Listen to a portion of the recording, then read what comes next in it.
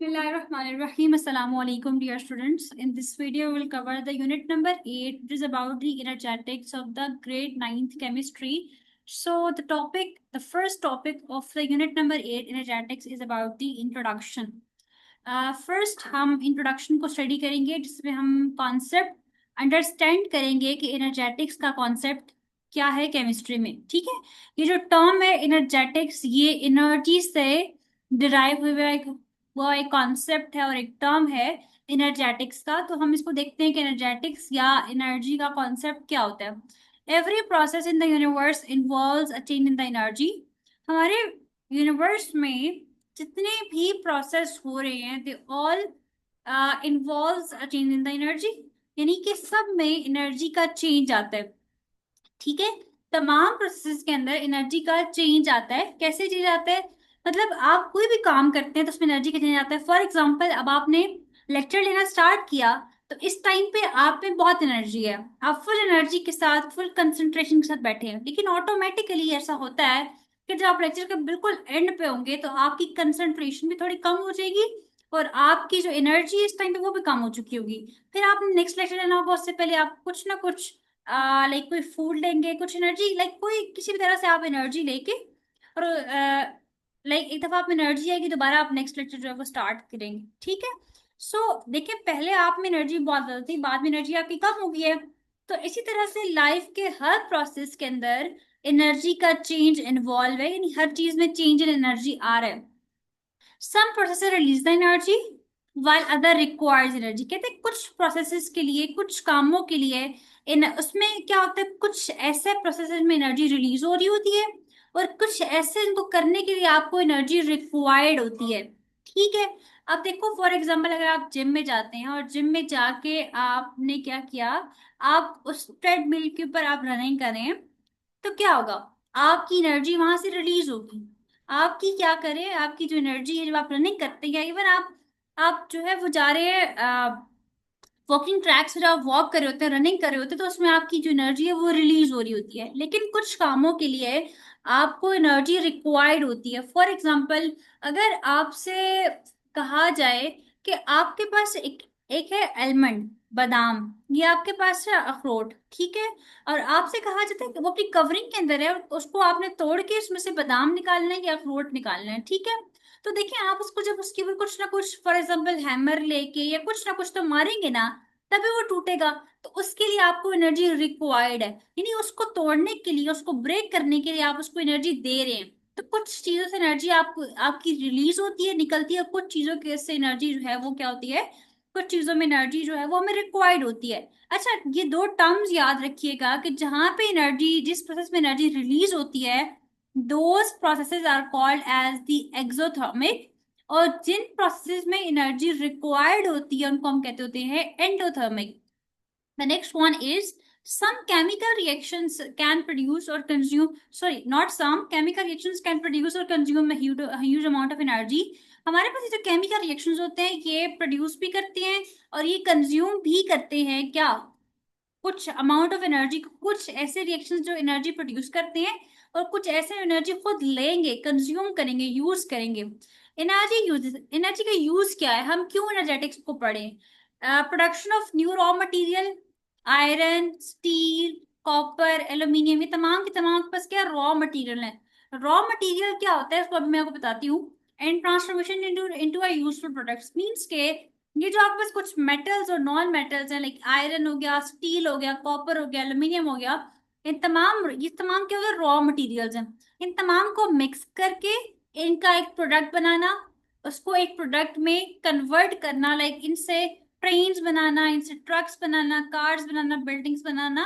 तो इन तमाम चीजों में आपको एनर्जी की नीड होती है। आपके पास एनर्जी होगी, आप इनमें एनर्जी ऐड करेंगे तो तभी जो है वो यूजफुल प्रोडक्ट्स में ये कन्वर्ट हो सकते हैं। रॉ मटेरियल ये होता है कि फॉर एग्जांपल, अगर आपकी मदर आपको कहती है कि प्लीज आप 1 कप जो है वो चाय का बना के लेकर आए, टी का लेकर आए, तो आप क्या करेंगे, आप मिल्क लेंगे, आप जो है वो एक टी बैग लेंगे, आप शुगर लेंगे, वो तमाम चीजें आपकी रॉ मटेरियल्स हैं। जब आप तमाम रॉ मटेरियल्स को मिक्स करते हैं तो आपके पास एक यूजफुल प्रोडक्ट बन जाती है, उसको फिर आप फर्दर आगे लाइफ में यूज कर सकते हैं।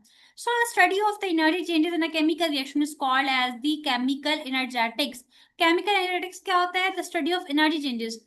एनर्जी की जो चेंजेस आती है ना उसमें, एनर्जी में जो चेंज आ रहा है, जब हम एक केमिकल रिएक्शंस के एनर्जी चेंज को पढ़ते हैं, यानी कि फॉर एग्जांपल एक केमिकल रिएक्शन है H2 plus O2 goes to form H2O। जब इस रिएक्शन की, इस तरह किसी भी रिएक्शन की एनर्जी चेंज को आप स्टडी करते हैं, उसको हम कहते होते हैं केमिकल एनर्जेटिक्स। ठीक है स्टूडेंट्स, ये हो गया हमारे पास एक बेसिक सा इंट्रोडक्शन के एनर्जेटिक्स का कॉन्सेप्ट हमारे पास क्या होता है। अच्छा, लेक्चर को आगे कंटिन्यू करने से पहले मैं आपको एक बात बताती हूँ कि अगर आपको इस कंप्लीट यूनिट नंबर 8 के नोट्स रिक्वायर्ड है तो आप उस नंबर पर कांटेक्ट कर सकते हैं, +92 37056757951।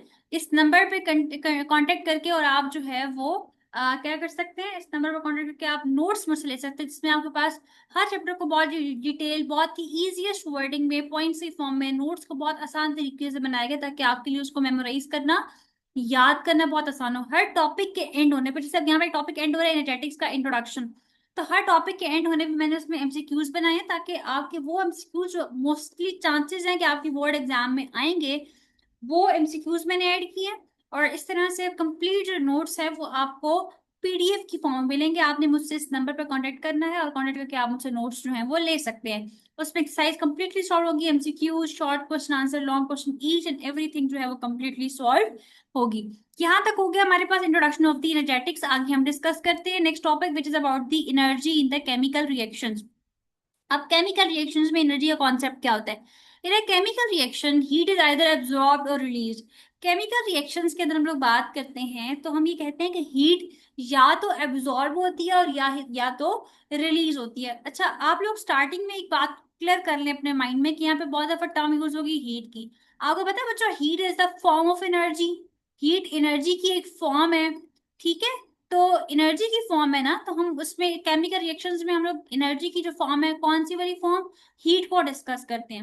हम कहते हैं कि जब एक केमिकल रिएक्शन होता है, जैसे कि H2 plus O2 goes to form H2O वाला एक रिएक्शन की बात करते हैं, या C plus O2 goes to form CO2 की बात करते हैं, तो इन रिएक्शंस में क्या होता है कि या तो एनर्जी, या तो हीट एब्जॉर्ब होती है या हीट रिलीज होती है। मतलब कि जब दो H2 को और O2 को हमने ऐड किया और वाटर बना, तो या तो इस प्रोसेस के अंदर एनर्जी, ये H2 और O2 दोनों एनर्जी को एब्जॉर्ब करेंगे, अपने अंदर एनर्जी को जज्ब करेंगे और तब वाटर बनेगा। या जब दोनों H2 और O2 मिक्स हुए थे और इनके रिजल्ट में जब वाटर बना, तो या तो एनर्जी यहाँ से रिलीज होगी, खारिज होगी, बाहरी तरफ निकलेगी।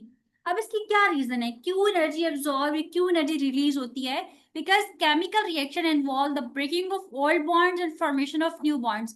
क्योंकि केमिकल रिएक्शंस में क्या हो रहा होता है कि नए बॉन्ड्स जो है वो बन रहे होते हैं, और जो ओल्ड बॉन्ड्स होते हैं, पुराने बॉन्ड्स होते हैं, वो ब्रेक हो रहे होते हैं। ठीक है, breaking of the old bonds, the formation of new bonds. अच्छा, अब यहाँ पे क्या हो रहा है, कौन से ओल्ड बॉन्ड्स जो है वो ब्रेक हो रहे हैं? कि अगर फॉर एग्जाम्पल इसी CO2 का आप देखेंगे, अगर फॉर एग्जाम्पल CO2 को हम लोग कन्वर्ट करते हैं C+O2 में, तो देखो क्या हुआ, हमने कार्बन और ऑक्सीजन का जो बॉन्ड है उसको ब्रेक कर दिया, तोड़ दिया उस बॉन्ड को, और जब वो बॉन्ड टूटा उससे कार्बन और ऑक्सीजन बन गया।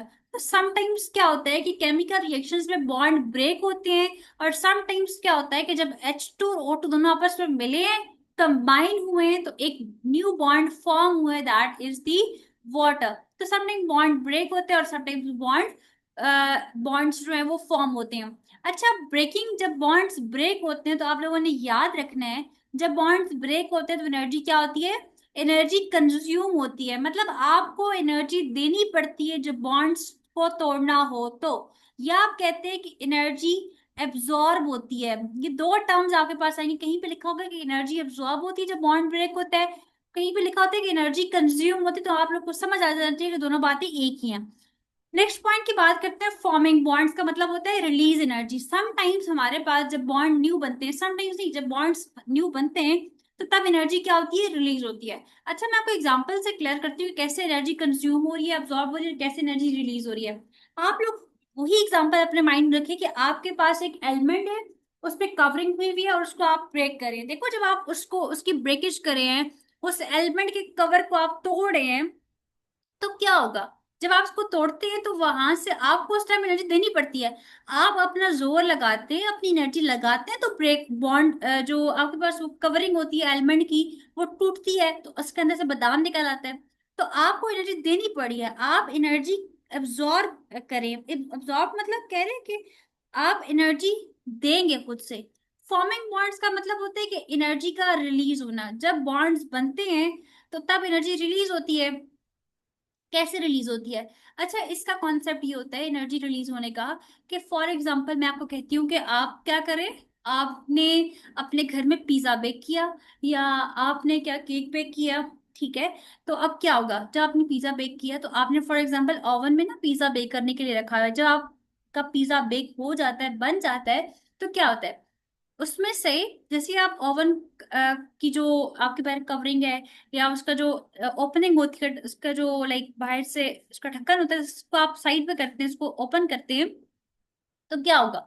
एकदम से आपको क्या होगा, गैस रिलीज होती हुई निकलेगी, निकलती हुई नजर आएगी।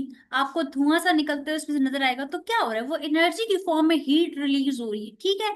अब यहाँ पे पिज्जा बना था तो देखो एनर्जी रिलीज हुई है। जब आपको एलिमेंट का कवर तोड़ना था तो एनर्जी कंज्यूम और अब्सॉर्ब हो रही थी। इस एग्जाम्पल से आपने याद रखना है, if the bond energy release is greater than the bond energy required. अगर आप ये कर रहे हैं, आप ये चीज देख रहे हैं कि जितनी एनर्जी रिलीज हो रही है वो ज्यादा है, जितनी एनर्जी आपको रिक्वायर्ड है, रिक्वायर्ड, या जितनी एनर्जी सिस्टम एब्जॉर्ब करे या कंज्यूम करे, ठीक है। एब्जॉर्ब, या आप देख सकते हैं कंज्यूम का वर्ड यहाँ पे लिखा होगा, कंज्यूम। तो जितनी एनर्जी रिलीज हो रही है अगर वो ज्यादा है उस एनर्जी से जितनी एनर्जी हमें रिक्वायर्ड है, या एब्जॉर्ब हो रहा है, या फॉर एग्जांपल कंज्यूम, ठीक है। तो हम कहते हैं कि रिजल्ट में रिएक्शन जो है वो एनर्जी को रिलीज करता है। अगर देखो, इसको याद रखना बहुत आसान है, इसमें कंफ्यूज मत होइएगा। इसको ऐसे याद रखें कि देखो बॉन्ड एनर्जी रिलीज ज्यादा है, रिलीज ज्यादा है। हम लिखा था रिलीज वाली एनर्जी कौन सी है, मतलब बॉन्ड फॉर्म हो रहे हैं, this means reaction releases the energy. अगर बॉन्ड एनर्जी रिलीज वाली ज्यादा है तो मतलब कि रिएक्शन में भी एनर्जी रिलीज होगी। अगर बॉन्ड एनर्जी रिक्वायर्ड, यानी जो बॉन्ड एनर्जी रिक्वायर्ड आपको ये अब्सॉर्ब कर रहा है सिस्टम, अगर वो ज्यादा है तो इसका मतलब है किससे, बॉन्ड एनर्जी रिलीज से इसका मतलब है कि रिएक्शन जो है वो एनर्जी को एब्सॉर्ब करे। Thus, during the chemical reaction, energy is exchanged with the surrounding। तो क्या होता है, केमिकल रिएक्शंस में सिस्टम के साथ साथ एनर्जी क्या हो रही होती है, एक्सचेंज हो रही होती है। कभी एनर्जी इंक्रीज करती है, कभी डिक्रीज करती है, कभी एनर्जी रिलीज होती है, कभी अब्सॉर्ब होती है। तो ये हमारे पास कॉन्सेप्ट होता है एनर्जी ना केमिकल रिएक्शन। सो आज के लेक्चर में हम इतना ही कवर करेंगे। इंशाल्लाह नेक्स्ट लेक्चर में आपको मैं नेक्स्ट टॉपिक स्टार्ट करवाऊंगी, सिस्टम्स एंड सराउंडिंग का कॉन्सेप्ट बताऊंगी मैं आपको। तो यहाँ तक कोई क्वेश्चन हो, कोई क्यूरी हो, कोई बात समझ ना आई हो तो हम मुझसे पूछ सकते हैं। और मुझे अपने कमेंट्स कीजिएगा जरूर, अगर आपको लेक्चर अच्छा लगता है, आपको लगता है कि 13 to 14 मिनट्स का लेक्चर था आपके लिए प्रोडक्टिव रहा है, आप कुछ ना कुछ आपने न्यू लर्न किया है, तो आप मुझे जरूर अपना फीडबैक दीजिएगा। एंड इंशाल्लाह नेक्स्ट लेक्चर में मिलते हैं। तब तक अपना बहुत ख्याल रखिएगा, अपने पेरेंट्स का ख्याल रखिए, मुझे और अपने टीचर्स को, तमाम टीचर्स को दुआ में याद रखिएगा। Until the next lecture, Allah Hafiz.